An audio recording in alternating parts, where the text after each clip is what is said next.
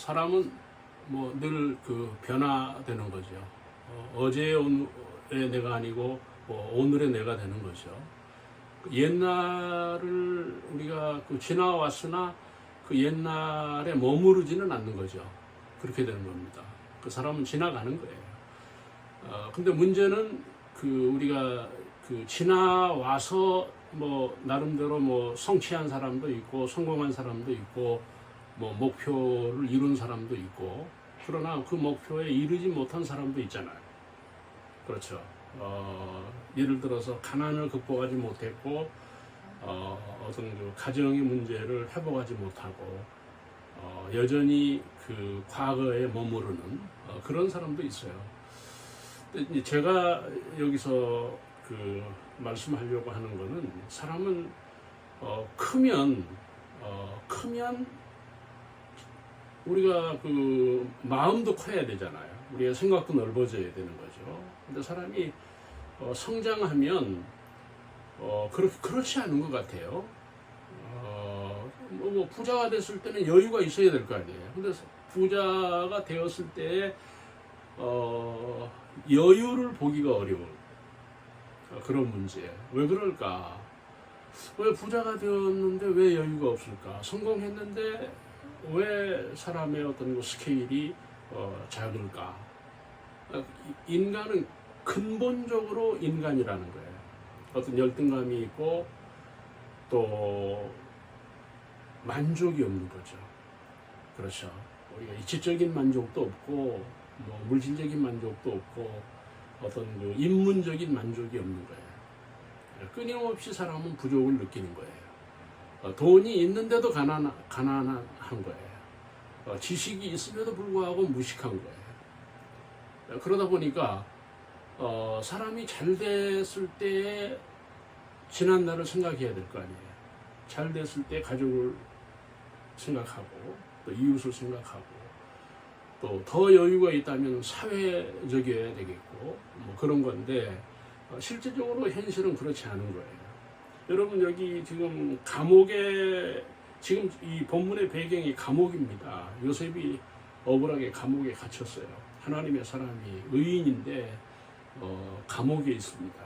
근데 거기에서 중요한 역사가 일어나는데 만남이에요. 두 간원이 그 감옥에 들어온 거예요. 형제자매 여러분, 중요한 거는 이 감옥이라고 하는 건 어디입니까? 막장이잖아요. 어떻게 보면 인생의 끝이에요. 그렇죠? 모든 게 끊어져 버리는, 모든 게 차단돼 버리는 거죠. 다시 말하면 완전히 인생이 침몰하는 거예요. 그러니까 여러분, 감옥이라고 하는 거는 정말 우리가 가지 말아야 되죠. 가서는 안 되는 곳이 사실은 감옥이에요. 그런데 하나님 은혜 역사를 보세요. 감옥에서 역사가 일어나요. 요셉이 감옥에 왔고 두 애굽의 왕의 관원장, 음식을 맡은 사람, 어떤 비서 경호원이죠. 이 두 사람이 요셉이 갇혀있는 감옥에 오는 거예요. 거기서 만남이 이루어지는데 이 만남은 역사의 만남이에요. 형제자매 여러분, 감옥에서 무슨 역사가 있겠어요? 그렇죠? 감옥에서 뭐 부정적인 것들을 배워가지고 온다, 뭐 그런 얘기들은 있는데 좋은 일은 별로 없는 거죠. 그러나 여기 하나님의 은혜 역사는 놀라운 역사가 일어난 거예요. 요셉을 만나서 어떻게 됩니까? 이 사람들의 꿈을 해석했고 아이디어를 주었고 지혜를 주었고, 다시 말하면 이 사람들이 풀리는 역사가 일어난 거예요. 감옥에서 풀린 거예요. 인생의 문제가 풀린 거예요. 그래서 이 사람들이 다시 복직을 한 거예요. 다시 왕의 스카웃을 받는 거예요. 그래서 다시 권력의 자리로, 승리의 자리로 간 거예요. 문제는 복직이 되었을 때의 문제예요. 여러분, 제가 14절 21절을 보시면 관원장은 전직을 회복하며, 사실은 망하면 회복하기 어렵잖아요. 그렇죠. 실패가 어려운 거는 회복이 안 되기 때문에 어려운 거예요. 한 번 건강이 무너지면 그 건강을 회복한다는 게 굉장히 어렵습니다. 그렇죠? 뭐 경제적인 문제도 마찬가지예요. 여러분 뭐 권력 싸움도 마찬가지잖아요. 한 번 권력을 잃어버리면 물론 뭐 4년 5년 뭐 뒤에 다시 선거를 통해서 회복할 수 있다고 하지만 어려운 거예요. 그런데 오늘 이 본문에 보면은 회복이 된 거예요. 관원장들이 요셉을 통해서 회복을 이루었어요. 근데 이 회복하면서 이 사람들의 문제가 무엇인가 하면은 분명히 요셉이 너희들이 회복이 되었을 때, 성공하고 잘 되고 너희들이 권력을 가졌을 때 나를 어떻게 해? 기억해 달라는 거예요. 나를 건져 달라는 거예요. 나를 왕 앞에 세워 달라는 겁니다. 뭐 분명히 이 두 관원에게 요셉이 2번을 부탁을 했거든요. 그런데 회복이 되니까 잊어버린 거예요.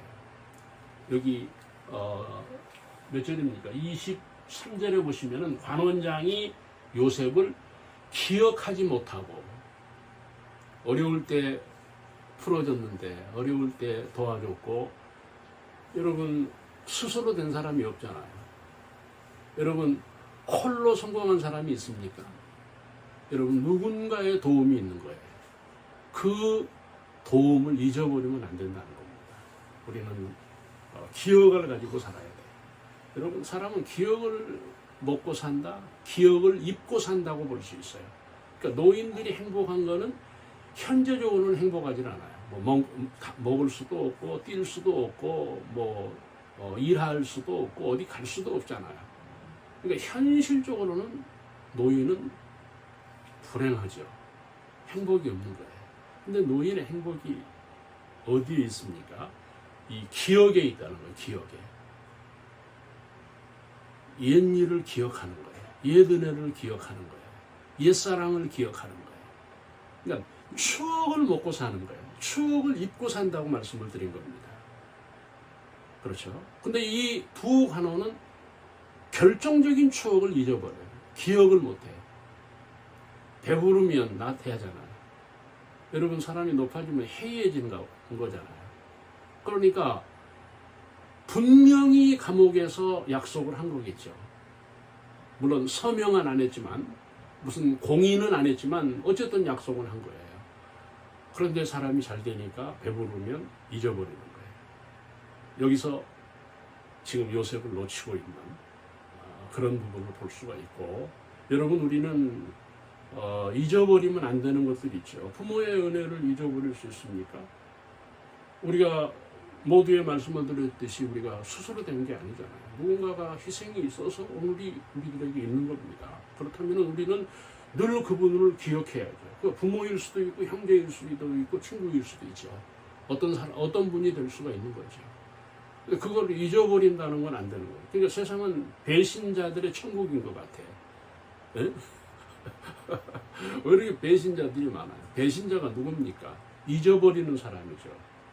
부모를 잊고 형제를 잊고 교회도 잊어버리고, 여러분 그때 그 뜨거운 마음, 그 열정, 그 헌신, 그 각오, 그 열정 다 잊어버린 거예요. 잊어버리면 배신자가 되는 거예요. 그러니까 배신자라고 할 때 누구를 버렸다 이게 아니고, 부모를 잊고 산다면 그건 배신인 거예요. 그렇죠.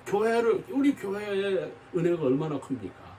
근데 사람들이 교회를 잊어버리는 거예요. 예배를 목사님들의 설교에 우리가 얼마나 열광합니까? 다 잊어버린 거예요. 왜요?